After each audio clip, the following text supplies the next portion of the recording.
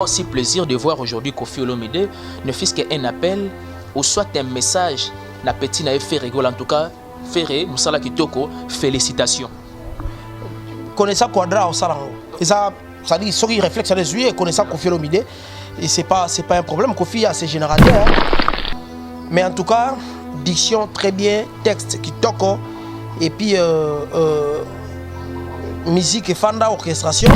Donc Jésus des nuances na mokili yango akoti azaleka loka mbisi na kati ya ebale on s'adapter facilement si mbisi na kati ya ebale c'est-à-dire akamwe na ye mozindo nango te akamwe na ye mokuse nango te o mais yo babi est-ce que ba que à chaque fois ba leader mi bale ba yokanaka et ça bato ba bénéficiaire ba perdant ba alaka ah ouais bien sûr là c'est logique à ça on sala à trois côté comédie sexe abiso ça on sala est bien après moi style ne moko boye mais attends wolo bana bubuli yondela ngana betaka ngana finga kamabe bubuli yondela azaya ya Kinshona TV masolo on les awa quoi yara oloba rati yara oloba Kinshona TV makamba solo yara bagagi na yo yaka ozana ba fête no yara to lobela ozana ba faire na yo yara to lobela ba finir hôtel na yo ti le ke chambre 4 mbete buka na ogera bien de rôle de Kinshona TV et bien rôle ya solo pour na Congo ce qui vérité le côté remplace la vérité ce qui vérité zo mona nati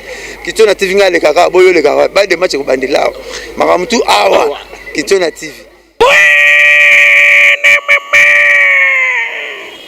ozala mikili ya poto na Afrika tope na bazia kolala mpongi te kotaka deja Kinshona TV awa oza mobimba actualité culturelle et fanda ngai komonanga Achille Butungu naza ko travailler na Unishow ozali na secteur ya finance toza ko pesa assurance vie assurance maladie assurance ya mortgage pour protéger mortgage na yo donc pour ça content ce qui dit qu'on a eu dans la carte donc vous assurer to quoi assurer donc pour ça private medical aussi et puis ça peut ça fait funeral plan tu as l'option de la global treatment tu as la fracture cover ce qui olingi aux assurances dans le numéro oyo ils ont le canal screen na yo et puis là pour la free consultation la peut ça quote ou que ça la vraiment pour no ya malamu assurance ils allaient contre yote assurance ils allaient que pour et protéger et assister yo et aux un problème songolo we never know we can predict our tomorrow maybe to quand ça habiter aux ndenge nini mais ngana yo pour préparer yo pour aux a protéger et puis la produit aux malamu ou aux avantager na yo pour la liberté na yo merci dans le numéro au Kobo Santé c'est votre frère Achille Butungu merci.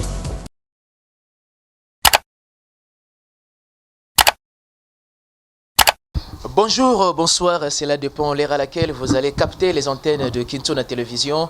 Une nouvelle touche dans la communication avec le vôtre Ben Mavembo les positivistes. Merci beaucoup à tous nos abonnés. Là, ça a été toujours une expression de gratitude parce que vous avez déjà compris que le seul soutien que nous attendons de vous, de partager nos émissions, de liker, de suggérer et de laisser vos empreintes de commentaires. C'est votre émission Savoir Plus et tout au long de cette émission, je récite pour vous la voix de Kinshasa, Jérémy Oka, un visage très connu. Et c'est quelqu'un que vous aimez bien à Kinshona Télévision. C'est quelqu'un que vous témoignez vraiment toutes vos affections parce qu'on parle de tout sauf rien. Et voilà pourquoi l'actualité oblige de part et d'autre Ferregola, Pyromano, coup de chapeau à l'artiste parce que le travail est tellement bien fait. En commençant par les textes et pourquoi pas aussi les titres, clips également. On va en parler avec beaucoup de détails avec Jérémy Yoka, la voix de Kinshasa. Mais seulement avant de saluer mon invité du jour Mbote, j'aimerais d'abord bien remercier celui qu'on appelle Dje Kinshona, Étoile du Berger. Celui-là n'a pas un problème d'argent, il a un problème de dépenses. Et un grand merci aussi à la grande dame de London, Mère Ali Kinshona Wassa. Notre sponsor officiel Amédée Mavila, un grand merci à toi pour votre soutien et pourquoi pas aussi na conseiller à Dje Kinshona Hilero Midai. Mère Ali Kaspara Linda depuis les États-Unis, un grand merci à toi pour notre soutien et de partager nos émissions. En tout cas, ça nous arrange, ça nous va droit au cœur. Et donc, la voix de Kinshasa est déjà sur notre plateau de Savoir Plus. On va en parler, comme je l'ai déjà dit, on va essayer de parler de Pyromane, on va essayer de parler des passages de Ferregola face à Jean-Marie Kassamba, on va essayer de parler des dires de Fabregas à l'égard de Ken Piana, pourquoi pas d'en parler parce que ça fait partie aussi, il y a actualité. La voix de Kinshasa, Jérémy Yoka, bonjour. Bonjour Ben Mavembo, et puis mbote la bato tuba Olanda biso, qui mène en colo et où mène au mabota mabino. Ah, vous voulez ngala ngoma kasi we.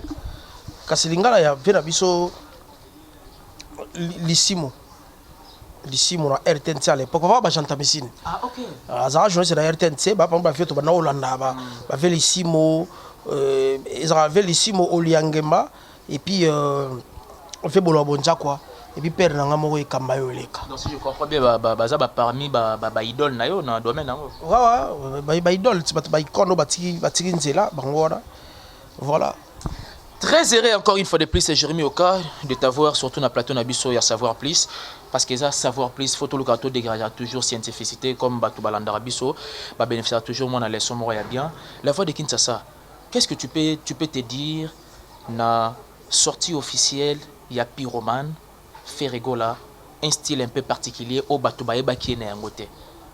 Est-ce que ça promet ou soit il y a encore beaucoup de choses à donner autour? Il y a style Oyo Ferregola Zaïna. Moi, je voulais d'abord dire bravo l'artiste. Parce que, si vous bien mon papa Lutumba, na ba rumba ora pelo dembe vanda ba marque ba tableau rochero. Mais tant que la beta rumba trap, mon kilo faire mimi so wana somme. Oyebi nga eloko e marqué nga d'abord ezali côté il y a diction. Parce que moni batu il y a mauvaise foi, bateya ki biso batangisa ki biso ke faire oye soit en français ba parole obima malamu te to yoka bien te. Mais en tout cas, diction très bien, texte qui toque et puis musique et fanda orchestration et Sorozu Lisusu côté vestimentaire très bien habillé et puis na ba site ba sali choix même ba site qui toko qualité clip n'en parlons même pas. Je me dis comment est-ce que un artiste peut se métamorphoser comme ça. Moni t'as pas chance à moi qu'il est facile t'es oui ko chance mo kili za pa pa maboyete mais mo bela ka chance mo kili e miondre azala de akuna po beta mtu soka uti gungu ata uti mbanda ka yeki sasa batu ba sentir que oya yesika mais OK yo uti mbanda ka yeki sasa balmo ko bila quinoa et ça facilité donc Jésus de nuance na mo kili yango akoti azala ka loka mbisi na kati ya ebale donc s'adapter facilement si je mbisi na kati ya ebale ça dit akamwe na ye mosindo na ngote akamwe na ye mokuse na ngote akamwe na ye mungu na ngote to sukal na ngote c'est-à-dire que biso to sentir que Joe abeta de la musique au banda kala seulement j'ai compris qu'il voulait d'abord vendre sa musique qui est la rumba congoliana oyo ateka yango mokili mobimba et maintenant à l'activité juste que au moins mambo na sango bien koleka ope. donc Marambo non ça lango bien collé kayope. Donc toi espérer ne le bien na comment on appelle na harmonie tant Robima vraiment dans son intégralité alors. Non mais ça promet déjà, ça prouve d'ailleurs. Selon toi Jérémy Yoka, il y a une différence entre regarde-moi na Pyromane. Différence entre regarde-moi na Pyromane oui ezali eza na côté na secteur nini. Regarde-moi artiste ayembaki kitoko makasi akendaki na ba zone ya ba maître Gims. OK. On se comprend. On s'est dit abine na ba notes. A mata ba notes. Octave ezo kenda. C'est comme si on va tangi ça on en tique. Non. On se comprend. Mais sikoyo awa ayeli biso penza na mokila badaju. Parce que ça moi mikili mi balé kurozo mona. Awa penza donc qu'est-ce que t'as vu? La nuance dans les mots. Qu'est-ce que t'as capté? Tu sens que bon que toi biso c'est comme la facilité y mango il y a qu'un jour moko. Toi la facilité il y a le banama lobeza kuna il y a comprendre la mélodie, il y a kokota na be nzembo zo za la R kota end time même tu capté. C'est pas facile quoi. C'est ça oui. Comment on a passage naie et pas ya JMK, Jean-Marie Kassamba. Tomoni à répondre à la question monsieur sans complexe. à jouer la personnalité parce que tu es qu'avec nos artistes ils ont un peu moins kilo soit ça moi leader na mo songolo mpakala so ba kabona en bon terme mais tango tourner nous journalistes tango tourner question concernant nini leader ne wana ça semble toujours un peu flou pour nous répondre mais tout moni ba tourner question concernant Koffi Olomide en tout cas Azaki dans sa peau ba tourner question concernant ba ancien collègue na ya maison mère pour la dynastie, Azaki vraiment dans sa peau. Bah tout n'y est question concernant Fally Ipupa. Oyoyo, tu as dit que tu as un peu moins DF na rivalité. Azaki vraiment dans sa peau. Qu'est-ce que tu peux te dire de Ferré, d'hier et d'aujourd'hui, de répondre à certaines questions au Ibanda qu'on les hier sans complexe? Non, ça prouve que Ferré là, moralement, il monte. Alexis Batouké, à la maturité, aujourd'hui, n'a rien à prouver. On est l'autre à Aluka. Aluka ni pas les canani. Façon de répondre, il a exhibition maturité. D'abord, on a mettre fois, un problème de moi rivalité moussa les normal. Concurrence loyale, machin. Concurrence loyale. Quelqu'un comme Koffi Olomide, c'est son vieux. Mais ça fera aussi plaisir de voir aujourd'hui Koffi Olomide ne fût qu'un appel ou soit un message. Na petit na fait rigole en tout cas Ferré Moussala Kitoko félicitations connaissant Quadra au salango et ça dit ce qui réflexe des yeux connaissant Koffi Olomide et c'est pas un problème. Koffi a ses générateurs on a mona Quadra Koraman na grand hôtel erona et Thomas Loko Fasalinze mon numéro boye à Bougalata ya penza viens m'embrasser tu chantes tu as fait une belle chanson et tout c'était dit waouh. Donc Koffi Olomide au déranger les logotés et puis Jésus dernier ça prouve biso que azala proma motute fait et Koffi azala grand frère naie ou era également fait azala grand frère naie Fally Ipupa ancien collègue né ya quartier latin babina babete ki musique sikamoko basaki na relation na bango sauf que batunde o balingaka bafinga Ferré pour intérêt ya Fally na bato balingaka bafinga Fally pour intérêt ya Ferré babanga bato na coopérer ozo comprendre babanga bato na coopérer ba monde bango ba la sko nzala kopé ko beba comment ça va là nzala oh mais yo baby est-ce que ba raté que à chaque fois ba leader mi ba yo kanaka et ça bato ba bénéficiaire ba perdant ba alaka ah ouais bien sûr là c'est logique et on a bon nga na ndimi na ngapo attention hein moi na kata koyokala c'est-à-dire ba corps na kata ba corps ba sacrifice ezalaka mon frère nga na ndimi mbolobi na nga oh mais avant signer na lingina na mona su moto pembeni noté ah OK nga pe problème te pe moto pe a kota su ba communauté po alezanga trop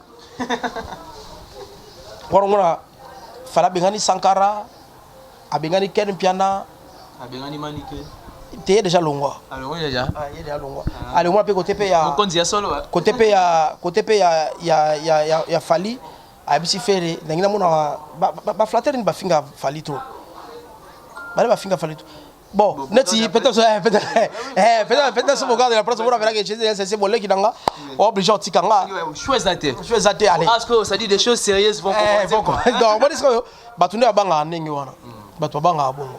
Et voilà la voix de Kinshasa dans nos caméras le logo reproché nini presse en ligne yo personnellement il est vrai que tu es journaliste analyste socio-culturel comme nous l'avons toujours dit, comme nous l'avons toujours signalé.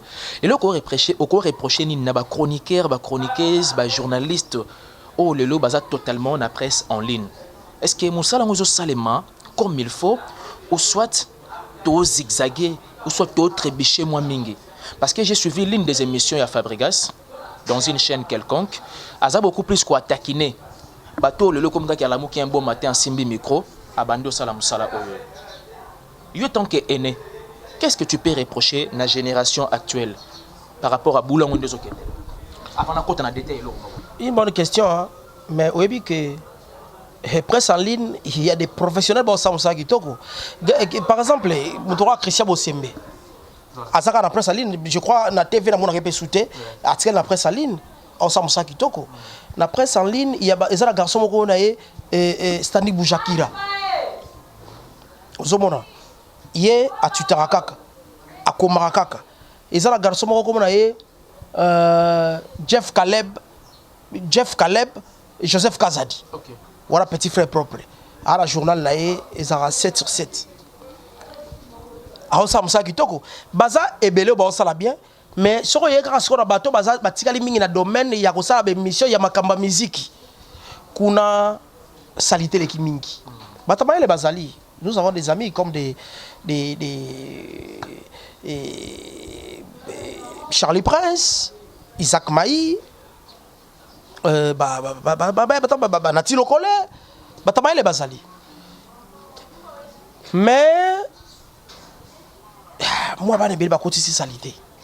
Et Fabregas, finalement j'ai constaté que c'est quelqu'un qui est très intelligent et il sait utiliser des mots. Bon, j'ai dit, il est intelligent. Il est hyperbole, ça ne renverse pas les mondes. Il est quand même intelligent, Fabregas. Donc c'est quand même. Non, mais il y a il est son envie très intelligent et quand même intelligent. Bon, je sais que Fabregas est intelligent. Est-ce que Oyebike comportement de Fabregas au talent, on va garçon à coller bien. Attendre à l'école, certainement il y a bien. Neka komoneka aboui. Ko vanda neka bomona ki tete garçon qui dans classe. Contrairement à monsieur Moussous. Owape monsieur Moussous peut aye pe ando ba ngaza la ya na Fabregas il fa banga ngapo na ya na ye. Mais a ko sa ta phrase moroté phrase ya français a kokate. Mais a wela ki yaya. Bref, je voulais dire que Fabregas a maïele. Pourquoi on a bien ça maïele? Parce que nous avons constaté depuis un certain moment, Fabregas a des mots justes. Fabregas a des mots justes. Enfin, j'ai constaté. Parce que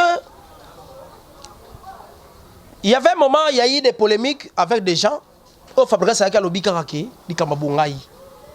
Et puis moi, comme je constate que les kamabongai est contre la musique. Il y a eu un moment. Et ça qui n'a moi impolitesse mon kotaki. Fabregas a lobby, ça c'est l'erreur. Ça c'est mon erreur. Andiba que c'est erreur naï. Puis tu comprends que au sala que erreur ya au sala eloko. Après aïe les sous na eloko ya koloba carte. D'abord avant la dans koloba carte, Fabregas a lobby boy. Au moins mon kilo après ça. Ba journaliste vraiment ba comment que ça musalo Sony ba chroniqueur Sony ya akaboli biso alors bite il y a des chroniqueurs et des chronifuati c'était juste or na kati ba chronifuati eza mususu fama za ba chronifuati ba mbeko fa kabola bango ba mususu fama za ba chronifuati na mususu fama za ba kati za batababoma oh mais non c'est vraiment Fabregas en tout cas aux inspiré par Dieu. Tant qu'on a zo bomba nzoto ko yebisa batu bo kende classe botanga Fabregas est venu il m'a dit non c'est pas ça le problème bazar la posa ya carte ya batama boma parce que c'est un PP parce que dorénavant ba moi pesa ba carte ça batama boma c'est qu'il faut pas que c'est un PP alors te on dirait faut maintenant et comment la Congo c'est à dire les seuls centres au moins que baso qui par moi na bateau bazama moi névrosé il faut pas que quand même moi c'est un peu oui il faut normalement et aussi la carte carte ba peu la carte venez la saké pour toi que le bine blabla automatiquement payé ya za rané liboma chronifuati il y a longo chronifuati ya comme ne muta liboma ba chronifuati parce que ba chronifuati na kana bango to diviser pas par deux tu veux que ba chronifuati on se battre boma na bango. Mais Yoka, vous ne voyez pas que d'une part c'est un langage exagéré de la part de Fabregas? Ça peut être exagéré, mais c'est les mots justes. À un moment, il faut être juste. C'est les mots justes à utiliser. Vraiment, je ne sais pas trouver un autre mot. Bon, bah, c'est ça là. Bah, comme la biso, bah, on va déterminer, bah, tu identifies un nénin. À part cause à la fou. C'est la preuve déjà que nous avons automatiquement condamné déjà réaction y a Ken Piana. Parce que à autre ça l'émission na chaîne mort quelque part pour amener quand même ko répliquer na ba dire ya Fabregas. Abimisi même na bana. Ngana landie pa isha koko. Ko bimisa bana isa problème tenga déjà na terre moi mingi oyebi ke na terre Ken mingi na bisa ka bakisa classe. Et le réseau peso mbongo tcha soin. Ça na volonté. Ya na zoya. Te papa so lingi musala tcha volonté. solingi musala cha volonté bakisa classe kende classe date ya kai mingi. Mais il faut pas démarrer, on est sur la même mission. Non, est-ce que ngai est-ce que ngai vraiment eotalanga? Hein? Adema, Jérémy Oka. Ah bah non.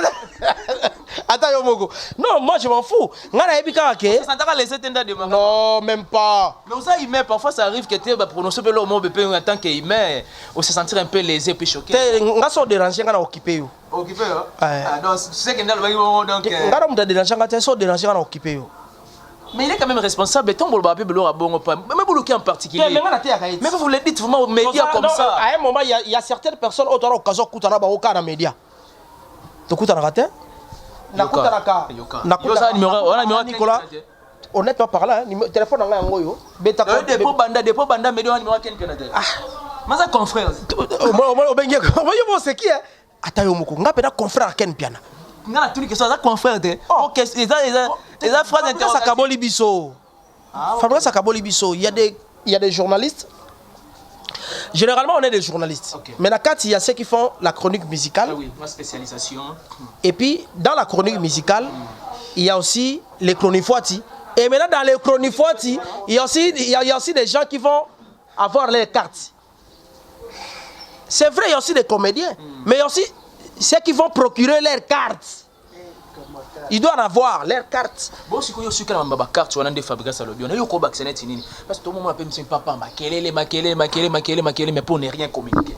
Vous avez sa classe. Fabrice, oui, c'est classe. Mais bateau la classe, pas des classes, mais tu as oyo. Et c'est une carte. Zo carte, c'est pas protéger.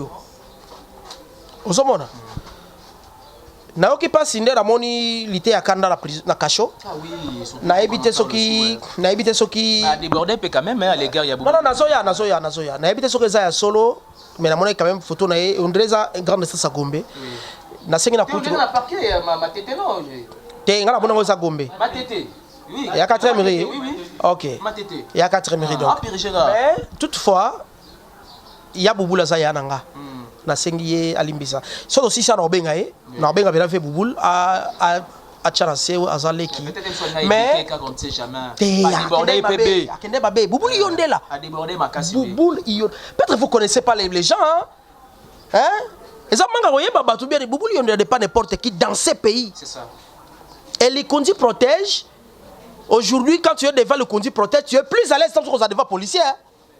Il y a des gens venant protéger la tête, c'est comme Kuluna Bali. Les policiers sont Munduki. Abonné Kuluna. Tout la musique. Mais attention, pour exemple, boss ko Kuluna pas dans la machine. Té, Babang Alikunzi. Mboko Mobimba to Banga, Alikunzi protège. Eh, David, ouais, Alikunzi. Bah dans sa sécurité, rappelez-vous à l'époque où Ranachibe faire avec la police et si maraté. Après ça, Kofelomide aye ko benga bubuli yondela insécurité comme na fikine pesanga likunzi. OK. Batu bazo ya fikine bazo nga batu bango ko fikine te likunzi protège. Yo moko mizongi si mutu avant likunza simbo. Eza ba fikine likunzi yaka mobulu salamate. Mutu rappelenga mobulu mo sa na fikine avec likunzi protège. Rappelenga ça roki. Ezati. Mais c'était quoi au juste parce que tout le monde peut dire que benga il était à candidater alinga matana yemo kaka selon batu fo ba yeba na lingi ko pesa exercice oyo. Na ba journaliste que nous sommes, na ba camarades, ba connaisseurs, ba musiciens, ba comédiens. Podium ya mutu. Eza lieu ya visibilité ya batu nyo sauté. Absolument. Soki oza na programme, zela ba ko benga yo. Soki oza na programme tu veux improviser parce que l'improvisation c'est purement congolaise ou quinoise. Ba solo kana mutu boka biro yebsa président lingana matana betelo mo boy. Bah comme ça président bah annoncer yo et puis sur les artistes les gens battre podium annoncer bah mettre le maboko ça fait l'honneur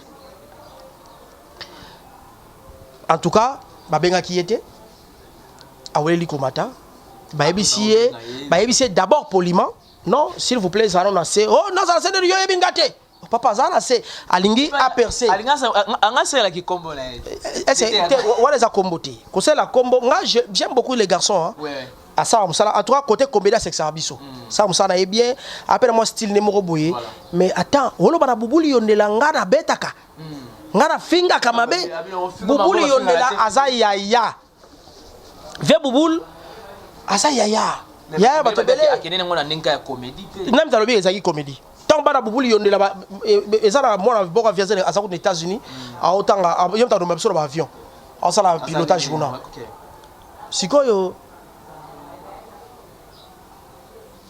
mona na peta ngotana ngabi ki basai comédie na ko panga est-ce que avant ça peut comédie na ko ba mutu so ezana ba sens mo boya ta vie non c'est lo mo boy mais moi je pense qu'il va y avoir bouleté ça va faire 20 ans. Le long est débordé déjà parce que 20e anniversaire, il y a les Kondi protège, on a la couverture médiatique bien sûr.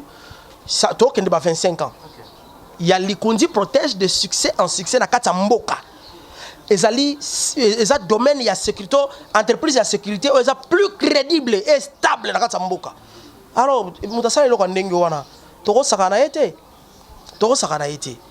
Donc, mais la scène a couru à l'imbisaye, à Zalekinaye, pas bandera souté.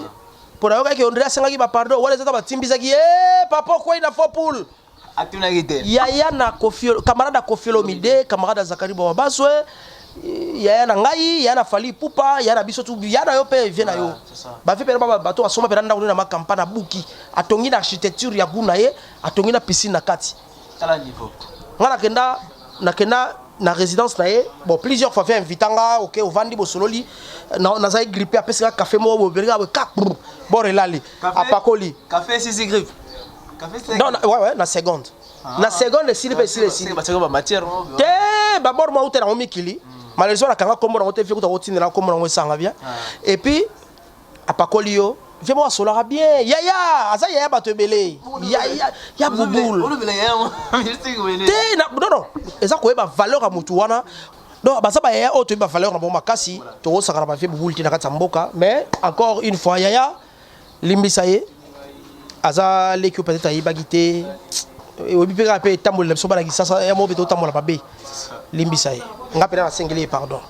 Et voilà, c'est bel et bien Jérémy Okalafa de Kinshasa. En tout cas, lentement ici, vraiment, nous attendons au terme de cet échange. Mais non, c'est pas là beaucoup plus au télé caméra. Mot de la fin, il y a un sujet auto-brossé tout au long, il y a émission Oyoyo. Et puis, conseil européen, ça, l'été à Kanda, Nerero à Sali, à toucher peut-être la personnalité européenne qu'on touche. Conseil à l'été à Kanda, ça la pensa ba émission on regarde ça ba émission là on sait que ça va tout ce ça la belé pena ya osenga ba pardon et puis avec nana qui sérieux oui avec ton cœur en fait voilà. Parce que tu as péché honnêtement mais au ça ce plaisir tout le monde a place à passer voilà. Et puis après na sengi sous na kulutu nga bubuli yondela vie mais ya culpa atana komona biso ba leki na yo olimbisa ye biso pe ba leki na kisasa to kolondre moi bien ti